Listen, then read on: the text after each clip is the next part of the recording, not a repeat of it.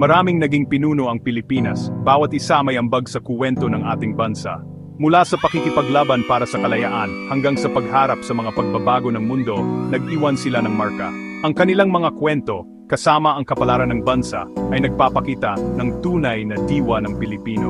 May mga nagpakita ng husay at tapang, at may ilan namang nahirapan sa bigat ng kanilang responsibilidad. Si Emilio Aguinaldo, ang ating unang Pangulo, ay sumisimbolo sa laban para sa kalayaan. Ang kanyang katapangan ang nagbigay inspirasyon sa pagnanais ng bansa para sa sariling pamamahala.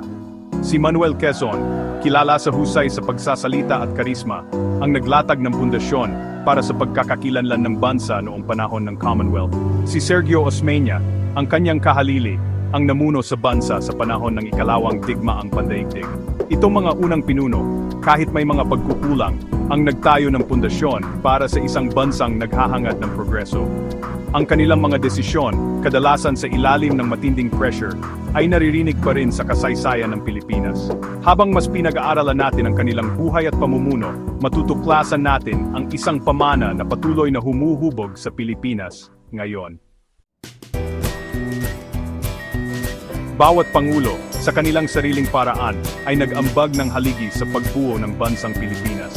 Si Ramon Magsaysay, minahal ng masa, ay ipinaglaban ng karaniwang tao at ang katarungang panlipunan. Ikinalungkot ng buong bansa ang kanyang maagang pagkamatay, ngunit ang kanyang paglilingkod ay patuloy na nagbibigay inspirasyon. Si Diosdado Macapagal, isang ekonomista, ay nagsikap na patatagin ang ekonomiya ng Pilipinas at magpatupad ng disiplina sa pananalapi. Si Ferdinand Marcos, isang kontrobersyal na pinuno, ay namuno sa loob ng 2 dekada. Ang kanyang mga ambisyosong proyekto sa infrastruktura at pagtutok sa pag-unlad ng bansa ay natabunan ng mga alegasyon ng korupsyon at paglabag sa karapatang pantao. Si Corazon Aquino, na mas kilala bilang Tita Cory, ang nagpasimula ng bagong panahon ng demokrasya pagkatapos ng People Power Revolution.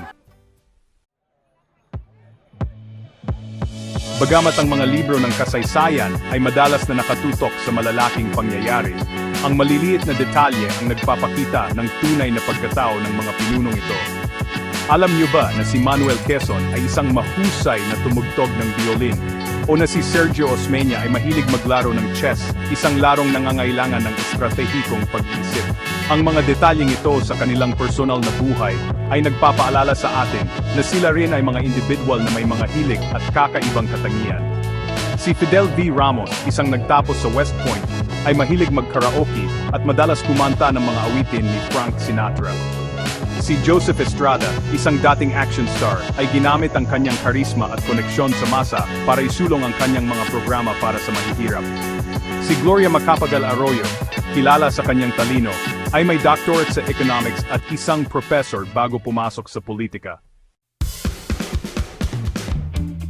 Ang mga aksyon at desisyon ng mga nakaraang Pangulo ay patuloy na naka-impluwensya sa Pilipinas ngayon.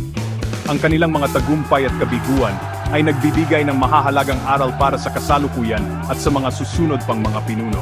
Natututo tayo mula sa kanilang mga paghihirap, tagumpay, at mga marka na iniwan nila sa kaluluwa ng bansa.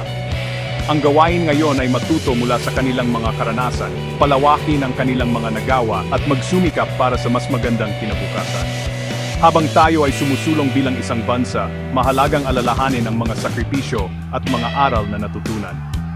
Ang kuwento ng pagkapangulo sa Pilipinas ay hindi lamang isang tala ng nakaraan.